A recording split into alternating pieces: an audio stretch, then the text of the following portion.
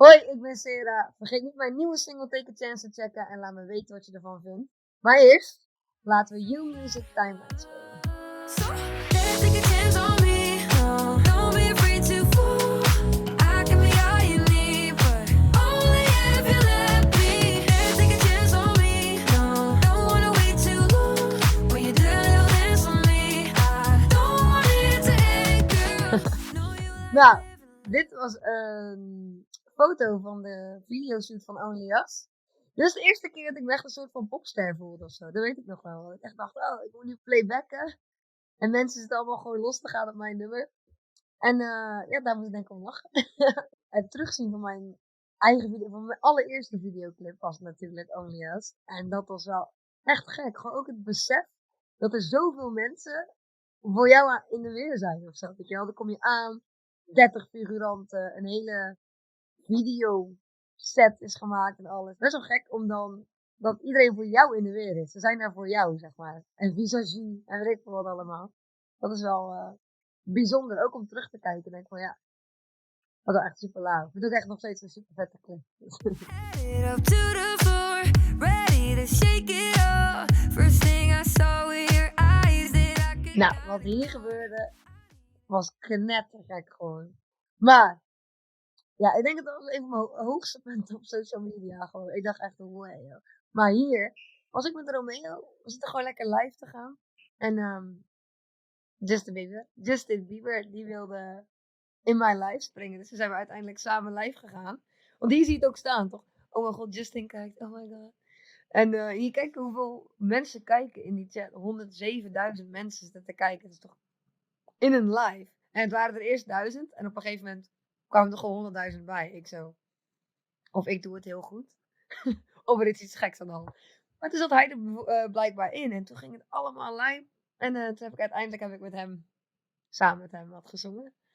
Ik als stiekeme believer. Vond het wel echt een super vette ervaring met hem. I'ma say to you, you're throwing looks, but it's not just me you're into. Ja, maar dat is een vette foto, hè? Dit was eigenlijk, volgens mij heet dit Wonder Experience. Zo'n Instagram place. Maar dat was Annemarie, de artiest, die had daar haar birthday bash. En daar had ze een nieuw liedje voor gemaakt, die heette Birthday. En toen waren wij daar en met haar optreden gekeken en ze is echt super goed. Echt super goed live. Gewoon. Ik dacht echt, holy shit. Daar kan ik nog veel van leren. Maar, toen had je al van die ruimtes, daar hebben we natuurlijk allemaal coole foto's op lopen maken. Daar liep je gewoon automatisch doorheen. En ik was in een pak. In een rood pak. Want ik had de memo gemist. Ik dacht, je moest colorful. Maar ik was wel de enige die zo kleurrijk was dan. Maar dit past er wel perfect bij. Ik voelde me wel een beetje lopen zo in de rood. So, take a chance on me. Don't be afraid to fall. I can be all you need, but only if you let me. Nooit meer een cover doen of nooit meer eigen muziek uitbrengen. Dit is een simpele voor mij. Ik zou nooit meer een cover doen dan. Als ik mag kiezen tussen coveren of eigen muziek, forever mijn eigen muziek maken. Daar ben ik voor gemaakt. Ik was er laat pas achter, maar dat is echt mijn ding. Want ik hou wel van om gewoon door mijn huis heen. Justin Bieber, Amy Winehouse. Maakt niet uit wie, Chris Brown, maakt niet uit wie, dat te luisteren. Maar ja, als ik een keuze moet maken, zal het toch zijn dat ik mijn eigen muziek wil uitbrengen. Wat is enger?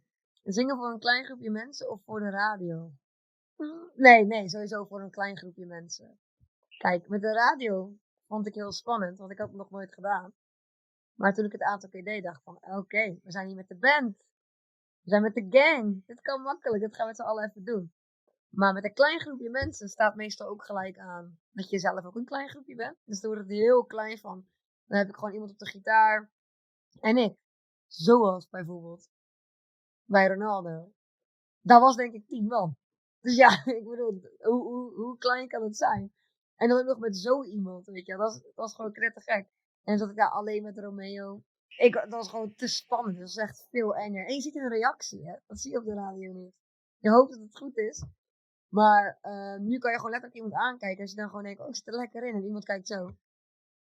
Dan denk je, of misschien niet zo lekker zit ik erin. Liever een taal leren of een nieuwe dansstijl aanleren. Ik vind allebei heel leuk. Alleen talen ligt me wel ligt me wel beter dan dansen. Want wat ben ik een stijve hark, joh. Echt. Hoeveel ritme ik dacht dat ik had, zeg maar, heb ik dus niet. Dus dat is wel grappig om ook om te weten van jezelf. Maar ik vind het wel heel cool en sexy als je echt goed kan dansen. Dat heb echt wel, ik weet niet, dat heb wel wat. Maar ik vind het ook cool als je heel veel talen kan spreken. Dus ja, ik denk dat het inderdaad cooler is om een nieuwe taal, beter is om een nieuwe taal te leren voor mij. Maar het is ook wel cool om te leren dansen. By many others, give me just a second of all the time you spend alone. Wat vind jij het moeilijkste aan muziek schrijven? Goeie vraag. Het moeilijkste aan muziek schrijven. Nou, als ik bijvoorbeeld begin met een liedje schrijven, je begint, zeg maar, je hebt nog niks. Dat is het leukste. Er is niet eens een instrumentaal of wat dan ook. Dus als er dan de gitaar erbij komt of de piano en het klinkt, dan daar krijg je automatisch een gevoel van. Je denkt, nou, dit moet echt een beetje een zielige, pakkende tekst. Of dit moet upliftend zijn. Of dit moet super vrolijk zijn. Weet je, en wat ik moeilijk vind? Ik ben nog niet door zoveel heartaches heen gegaan. Dank jullie wel allemaal. Maar, daar wil ik wel over schrijven, weet je wel. Dus ik heb het eigenlijk wat meer over verlies. In de plaats van echt het verliezen van een liefde, doordat je gedumpt bent of iets in die richting. En dat vind ik altijd wel moeilijk om daarover te schrijven. Wat ik ook moeilijk vind, is metaforisch schrijven. Ik ben geen native English speaker, weet je wel. Dus wij gebruiken dat soort dingetjes niet. En Ed Sheeran is daar bijvoorbeeld heel goed in. Hoe hij dan bijvoorbeeld kan zeggen dat je ruikt als de regen. En weet ik veel wat. Maar dat kan ik niet eens over nadenken, weet je. Ik denk dan gewoon, dat voel ik niet. Dus mijn teksten zijn best wel recht toe, recht aan. Ik vind jou leuk, jij vindt mij leuk. Let's go. Weet je wel. Ook een leuke vraag. Je zingt in veel verschillende talen. Kun je die talen ook echt spreken? Nee. En dat is grappig. Maar ik moet je wel vertellen, ik kan wel echt veel. Ik kan niks vloeiend. Ja, Nederlands, Engels. Dat is het ook wel. Maar ik leer nu wel door die talen heen ook. Leer ik mezelf wel voorstellen in het Spaans bijvoorbeeld. Ik leer ook door mijn comments en doordat mijn volgers uit zoveel verschillende landen komen, leer ik beetje bij beetje. Want ik ook gewoon mijn fans, vind ik een apart woord altijd. Maar want ik ook gewoon met hun communiceer via DM's of zo. En dan praten hun in het Spaans bijvoorbeeld tegen mij. En ik kan het nu gewoon lezen, hè. Ik weet gewoon precies wat ze zeggen. En ik kan er nu ook op reageren. En dat is eigenlijk gewoon gekomen omdat ik contact heb met hun. En dat heb ik nu ook een beetje in Indonesisch. Dus Bahasa is dat eigenlijk. Maar zo leer ik wel de talen langzamerhand. En ik heb wel een aantal talen ook uitgekozen die ik wel echt goed zou willen leren spreken. Maar ik kan me dus wel een beetje verstaanbaar maken in het Spaans. En hallo zeggen in het Portugees en weet ik wat allemaal. Welke cover die je hebt gedaan is je favoriet? Weet je, het zijn er 2 eigenlijk.